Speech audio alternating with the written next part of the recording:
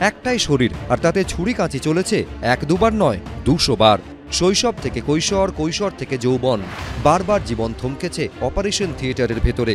শেষমেশ 200 বার অস্ত্রোপচারের পর এবার কি মুক্তি মিলবে উত্তর দিনাজপুরের রায়গঞ্জের বাসিন্দা বছর 32-এর মনোজিৎ সাহার? রেসপিরেটরি প্যাপিলোমাইটিস নামে এক বিরল রোগে আক্রান্ত মনোজিৎ। তার পরিবারের দাবি, মাত্র 2 বছর বয়সে ভোকাল কর্ডে পলিপ ধরা পড়ে মনোজিতের। সেই সময়ই কলকাতার এক বেসরকারি হাসপাতালে তার অস্ত্রোপচার হয়, কিন্তু জটিলতা শুরু হয় তার পর থেকে। 1.5 মাস পর ভোকাল কর্ডের সমস্যা ফের ফিরে আসে। তার পরিবারের সদস্যরা জানাচ্ছেন, সে সময় মনোজিতের রেসপিরেটরি প্যাপিলোমাইটিস রোগের কথা জানান শিশুমঙ্গল হাসপাতালের এক ইএনটি বিশেষজ্ঞ। কিন্তু কি এই রেসপিরেটরি প্যাপিলোমাইটিস রোগ? কিভাবে হয় এই রোগ? লক্ষণই বা কি? চিকিৎসকদের দাবি, হিউম্যান প্যাপিলোমা ভাইরাস থেকে এই রোগের সংক্রমণ হয়।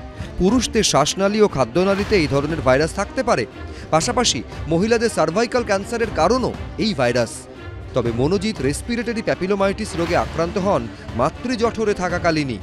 সে 2 বছর বয়সে প্রথম অস্ত্রোপচার। তারপর থেকে 1-1.5 মাস ভালো থাকতেন মনোজিৎ। তারপরই বারবার ঘুরে ফিরে আসতে থাকে সমস্যা।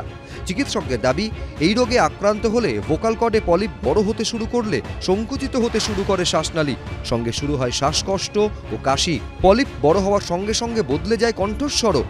জটিল এই সমস্যার কারণে 32 বছরের মনোজিতের শরীরে অস্ত্রোপচার হয়েছে প্রায় 200 বার। কিন্তু সম্প্রতি শিশুমঙ্গল হাসপাতালের চিকিৎসকদের পরামর্শে এসএসকেএমে ভর্তি হন মনোজিৎ। সোমবার সেখানেই ফের অস্ত্রোপচার হয় তাঁর। 1 ঘন্টার অস্ত্রোপচার চালান এবং তারপর তার গলার ভেতর থেকে এই যে প্যাপিলোমা ভাইরাস, সেই ভাইরাসের একদম শেষ কণাটিকেও এখনো পর্যন্ত নির্মূল করা গিয়েছে বলে আশা করছেন চিকিৎসকেরা। আবারও স্বাভাবিক জীবনে ফিরে যেতে মনোজিৎবাবুর কোনো বাধা নেই, সেরকমটাই বলছেন এসএসকেএমের ইএনটি বিশেষজ্ঞরা।